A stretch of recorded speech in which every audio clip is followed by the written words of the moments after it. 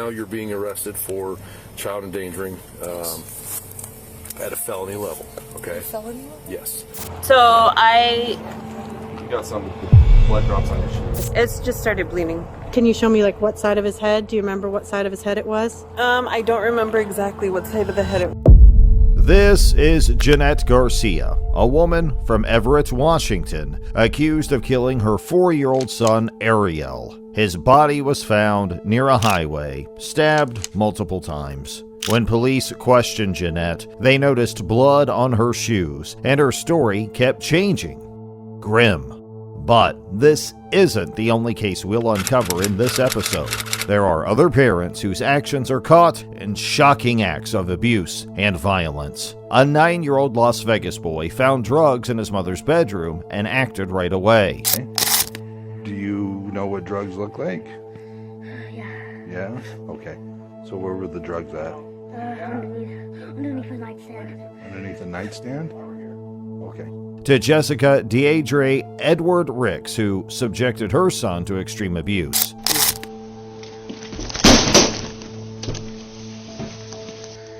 I got a child with a stab wound in the chest. I need medical priority 1.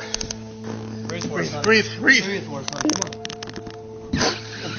Our first case is that of Jeanette Garcia, a mother who allegedly took her son's life in a brutal way. Jeanette Garcia from Everett, Washington, was accused of killing her son Ariel Garcia, who was 4 years old. The boy was found next to a highway, stabbed several times with a knife. The search began on March 27th, when Ariel's grandparents mentioned that he had been seen, but there was no word from him since. Daniel told me that her mom was calling because they can't find her son, and her mom went to her house and saw blood. I don't know how dramatic it was, but saw blood. I don't know where, but just saw blood. Okay. And they can't find her son. And then she's over here, and Daniel, my brother, where's your son? He's with my mom. And her mom's calling over here saying he can't find her son. I mean, there's a bad connection there. I don't know if she's lying, crazy, I don't know. At that point, Jeanette told them that Ariel had hurt his head when he fell earlier that day. She told the police that she took her son to the doctor and then left him with a woman named Alika, but it wasn't clear where he was or what she did with him. There was blood on Jeanette's shoes when police asked her questions at an alcohol rehab camp in Ridgefield, Washington. At first, Jeanette tried to hide it by saying that her son had fallen in the morning, but as time went on, the story became less clear. You got some blood drops on your shoes. Yeah.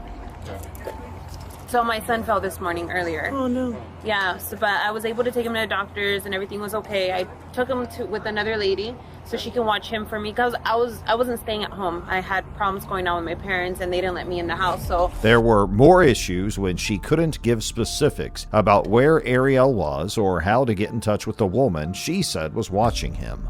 Jeanette kept having trouble putting together her story as she tried to remember things like the name of the neighborhood she had taken her child to or the exact order of events.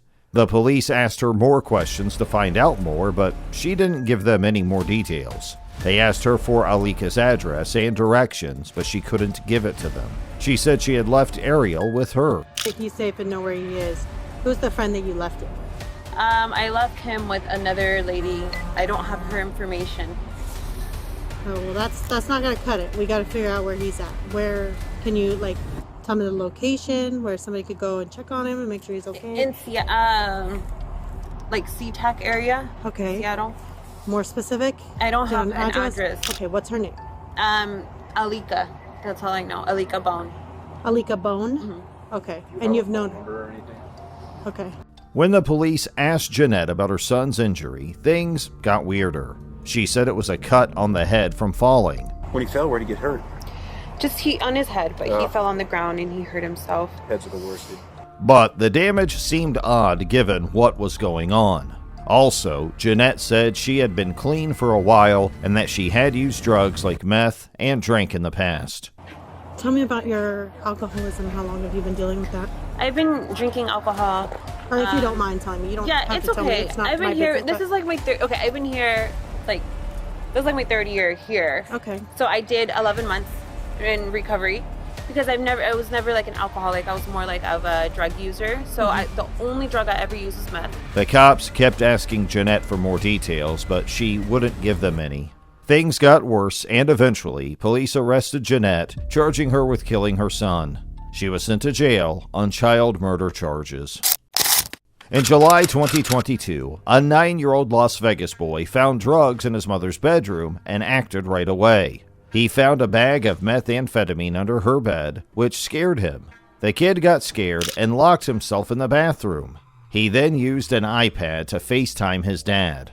When the father thought his son might be in danger, he called the cops. When the cops came to the house, the child gave one of them the Ziploc bag with the drugs in it. As he talked about where he found the drugs, the boy started to cry. Hello. How are you? Well, thank you. So, we were called to come check on your son. Okay, yeah, he's had my phone in the bathroom for like an hour. Can I come in and talk to you? Sure, yes. What is I going on? have no idea. I have no idea what that is.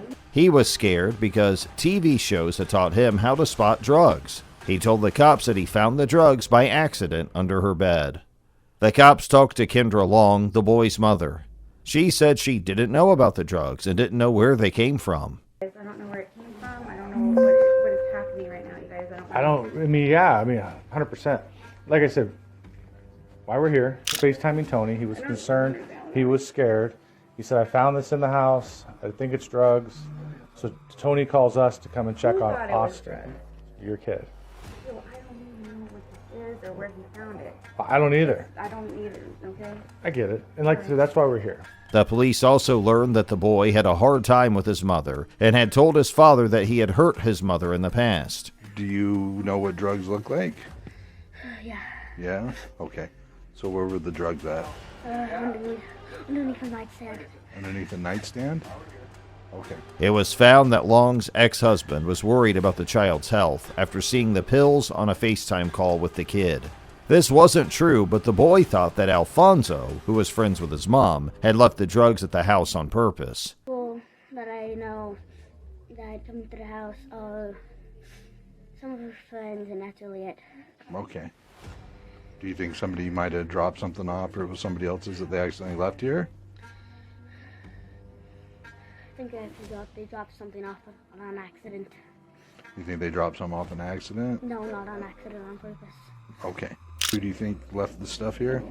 Her friend, which his nickname is Poncho, but his real name is Alfonso. With so much meth found, the police thought about talking to people who know a lot about drugs. She turned down the situation for a long time, which made people worry about her ability to raise her son. The police also saw that the child was in mental pain, which seemed to be caused by a traumatic event in the past. Long thought that her ex-husband might be using the event to get full custody of their child while the police looked into it. Do you think he's ever been coached? Because he just started volunteering all kinds of information that I wasn't asking him about. And I asked him, I go, has your dad ever told you to say things about your mom that weren't true? And he straight said no, absolutely not. The cops checked on the child often to make sure they were safe. I'm pretty sure you're good to go. All right. Rear passenger back seat. On June 24th, 2024, in Albion, police received a call from a 15-year-old girl that her mother had just stabbed her brother. Jessica, the mother, had stabbed her 4-year-old son and then tried to drown her 2-year-old daughter in the tub. As police rushed to the scene, shocking video from their body cameras caught what happened. Sheriff's Department. Public safety. Got someone in here. Here's one in there? Yep. Buddha.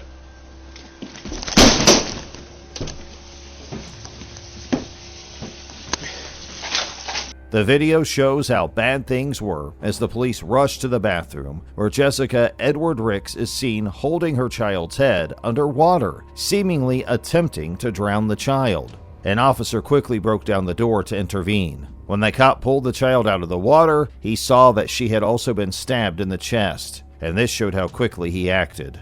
The cop started CPR right away after the child was pulled out of the water to try to save her life. I got a child with a stab wound in the chest. I need medical priority 1. I'm clear, stab wound to the chest.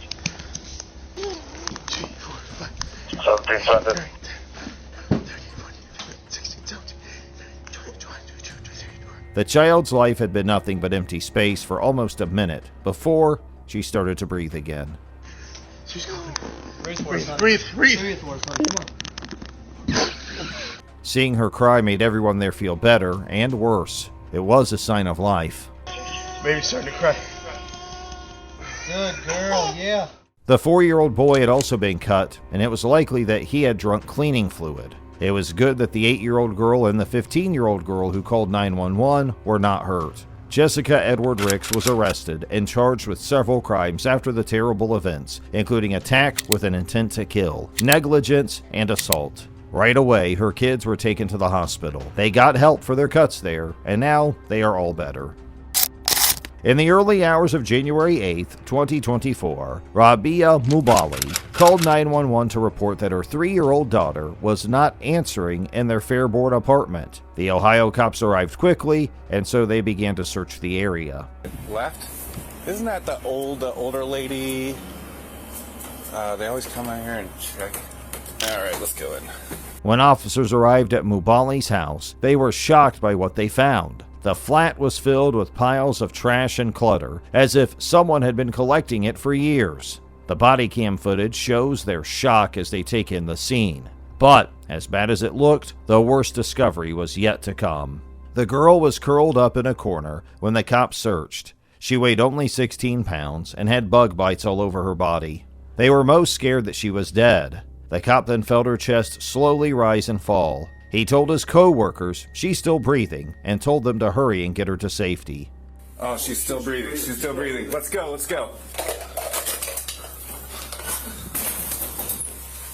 She's still breathing. Get a light. The child was taken to the hospital right away after help came very quickly. Doctors found that she was very hungry and needed a lot of care there. As the case went on, police tried to find the person who was giving the child such bad care. Rabia Mubali, the girl's mother, was being held at the same time. She asked the police if she could give her things to a friend because she looked like she was lost. You guys taking me? What's that? Are you guys taking me? Yeah, we are. So Can I give my stuff to him then, please? I'll take care of that. Let's walk in the front of my car. All right. She seemed less interested in what was going on after the cops told her she was being arrested for child endangerment, which is a crime. As the story continues, Mubali complains of back pain and asks for her handcuffs to be adjusted. Is there any way you could cuff me in the front? I have spinal problems and this really hurts. Yeah, I can do that. The police helped, but informed her she'll be charged with child endangerment, emphasizing how serious her actions were. In an emotionless voice, she asks about her daughter's condition, showing little of the concern one might expect from a parent. Do you know anything about her condition, if she's okay? I do not. Right now, you're being arrested for child endangering at a felony level, okay? Felony level? Yes. As the investigation continues, Mubali is given mental health tests to determine if she's fit for court. Her daughter is now under a doctor's care, but recovering from the abuse she suffered from will take time. In a rural area of Arkansas, Tanya Bellamy called the cops and said she and her kids were being chased. When the police arrived, they found her very upset, and her behavior quickly raised concerns. When the cops came up to her car, she refused to move. She grabbed the steering wheel tightly and said, "I'm not going anywhere." Earlier, you're doing 71 back there and a 55, okay? You're going to receive a citation for that today. The state of New Mexico is going to offer you two options. Your first option is you can pay the penalty assessment misdemeanor fine, which is going to be $126, or you can choose to go to Taos Magistrate Court. Officers asked her gently to get out of the car for her own safety, but Tanya refused, which made things worse. And turn the vehicle off for me. Just turn it off, okay? I'll be right back. Okay. Her voice changed between fear and anger as she insisted that her kids needed to see this as a real-world education, and this made the cops even more worried. Get out of the vehicle right now! Get out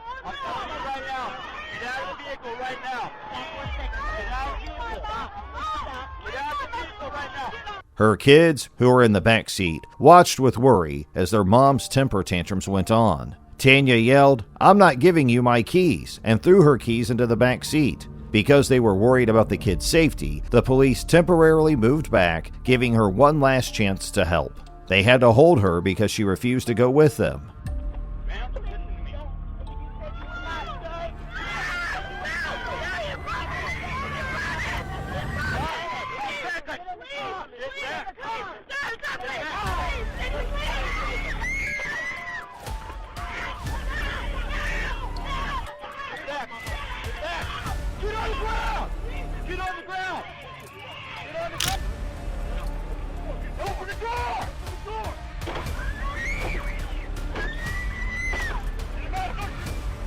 Tanya was charged with disruption, endangering a child, and fighting arrest. After she was arrested, she told everyone how scared she was that the cops were going to hurt her, which is what made her act so badly. To make sure her kids were safe, they are put into protected care. This upsetting event shows how long-lasting the emotional effects are on kids who are exposed to stress and instability from an unstable parent. A shocking video of a mother admitting she did something wrong but still denying how bad it was has been shared online. She admits on camera that she left her baby alone in a hot car outside of a Target store, which almost definitely led to bad things. You guys want to move her the shade? Yeah, we're going to put it back to the car. Yeah, I'm sorry. How was she when you got to the car?